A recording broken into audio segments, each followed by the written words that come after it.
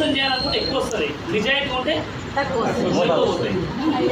ఎందుకంటే మననే గిరాకు పట్టుకున్నాం, 1,52,000 ఎకరాల 20 ఎకరాల బంగారం పట్టుకున్నాం.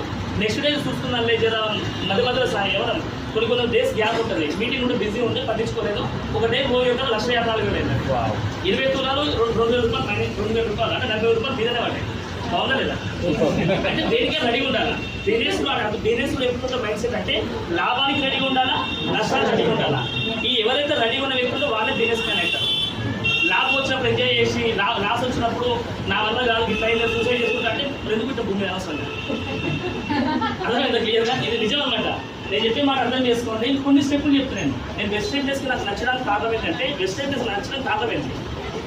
నేను సరుకులు మంచిగా ఉందా లేదా, చేసే బిజినెస్ బాగుందా లేదా, మళ్ళీ వెస్టర్న్ డ్రెస్కి ఎందుకు వచ్చిన రీజన్ ఉండాలి కదా.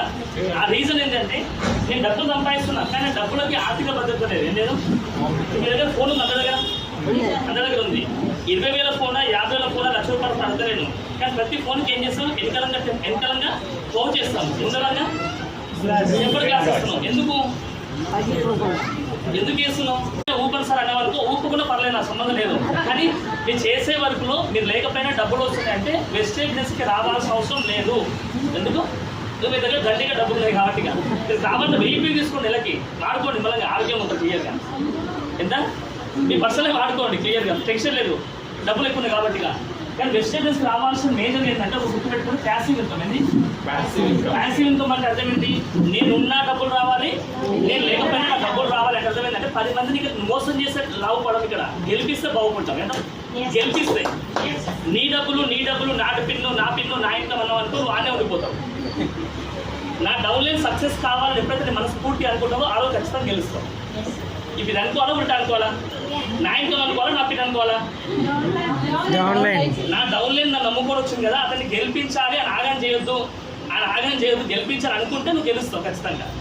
అదే క్లియర్గా ఈ మైండ్ సెట్ ఉంటే ఖచ్చితంగా ప్యాసివ్ ఇన్కమ్ వెళ్తావు. లేకపోతే నువ్వు పాస్ అయిన తర్వాత నువ్వు ప్యాసివ్ ఇన్కమ్ వేరే షిఫ్ట్ అవుతారా? అది కూడా చెప్తున్నా క్లారిటీగా. ఈ ప్యాసివ్ ఇన్కమ్ రావాలంటే ఏం చేయాలి? జనాభా గెలిపియాలి. ఉన్నప్పుడు గెలిపిస్తే నువ్వు లేకపోయినా కూడా బిజినెస్ చేసుకోకపోతుంది, ఎందుకంటే వాళ్ళ ట్రైన్ కోసం పని చేస్తారు. ఓకేనా? ఈ ప్యాసివ్ ఇన్కమ్ నాకు చాలా ఇష్టం అనమాట. ఎందుకంటే నేను చేసే జాబ్లో ప్యాసివ్ ఇన్కమ్ రాదు అని తెలుసుకొని బంగారం షాప్ వచ్చిన.